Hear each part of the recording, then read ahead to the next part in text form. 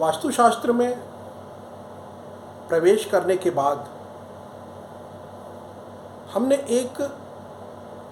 सामान्य रूप से जो परिणाम देखा वह अद्भुत था। सामान्य जन में भी लोग सुनते हैं कि वास्तु किसी ने कराया तो उसको बड़ा लाभ मिला, हमें भी वास्तु कराना चाहिए। तो वास्तु कराने के लिए आप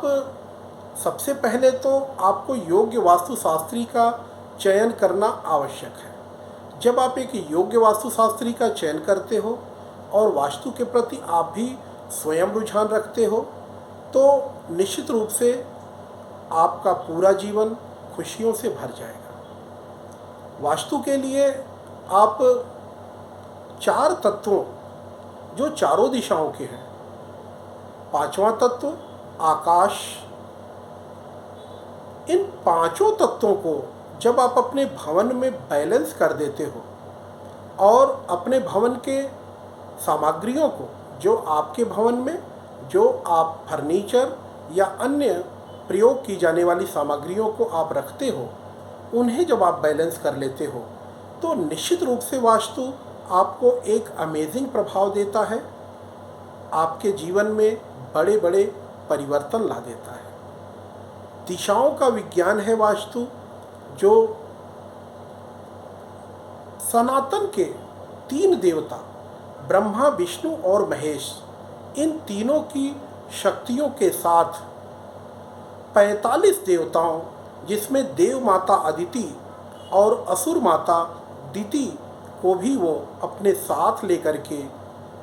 45 देवताओं यानी 45 ऊर्जा शक्तियों के प्रभाव को आपके भवन में स्थापित करता है, जिसमें सबसे प्रमुख हैं श्री गणेश, जो आपके भवन में जिस दिशा में हैं उस दिशा का प्रभाव देंगे। सामान्य रूप से गणेश को प्रज्ञा का देव माना गया, तो प्रज्ञा का देव होने के कारण भगवान श्री गणेश को उत्तर पूर्व दिशा में जब हम स्थापित करते हैं तो हमारी प्रज्ञा वास्ट होती है, हमारी प्रज्ञा का विस्तार होता है, हमारे विजडम का विस्तार होता है। यदि मन लगता ही नहीं, मन परेशान होता है, तो उत्तर पूर्व दिशा में भगवान गणेश को स्थापित करने से मन शांत होता है, मन लगता है। भगवान गणेश जिनके सिर हाथी का है, हाथी का सिर जब उनके शरीर पे स्थापित किया गया तो वह देवताओं और ऋषियों के द्वारा प्रदत्त हमें यह विधा, जिसमें गणेश प्रथम पूज्य बनाए गए, यह एक विज्ञान के रूप में हमें मिली। पृथ्वी पे सबसे बड़ा सिर हाथी का है, हाथी का सिर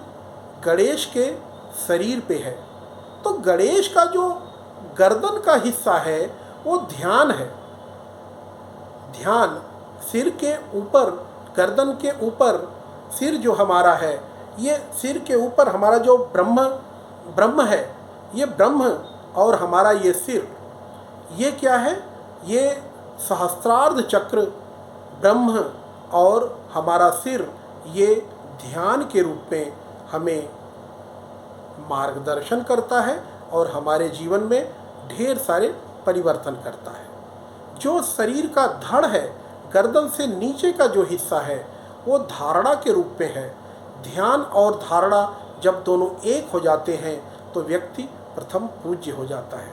तो भगवान गणेश को नॉर्थ ईस्ट में जब आप लगाते हैं तो आपकी ध्यान और धारणा दोनों आपके साथ एलाइन होते हुए, आपके साथ एक सामंजस्य बनाते हुए आपके जीवन को पूरी तरह से परिवर्तित करती है, क्योंकि तब आपकी प्रज्ञा शक्ति वास्ट हो जाती है, विस्तृत हो जाती है। गणेश के कान बड़े हैं, यानी सुनने की शक्ति बड़ी है। गणेश की हाथी का सूंड जो सूंघने की शक्ति, यानी आपको किसी चीज़ को जज करने की शक्ति, किसी चीज़ को समझने की शक्ति, उसे वास्ट करता है।